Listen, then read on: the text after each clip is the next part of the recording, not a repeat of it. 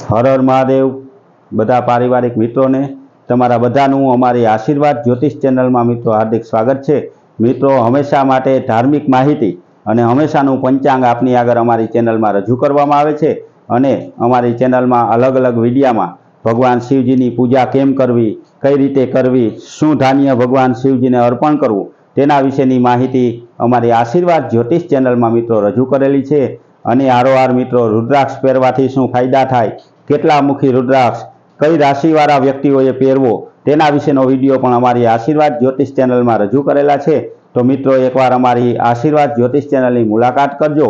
હંમેશા માટેનું પંચાંગ પણ અમારી ચેનલમાં અમે રજૂ કરીએ તો એ પંચાંગનો પણ તમે ઘરે બેઠા લાભ મેળવી હંમેશા માટેની કઈ તિથિ, તારીખ, વાર અને રાશિ વિશેની માહિતી આપની આગળ રજૂ કરીએ છીએ।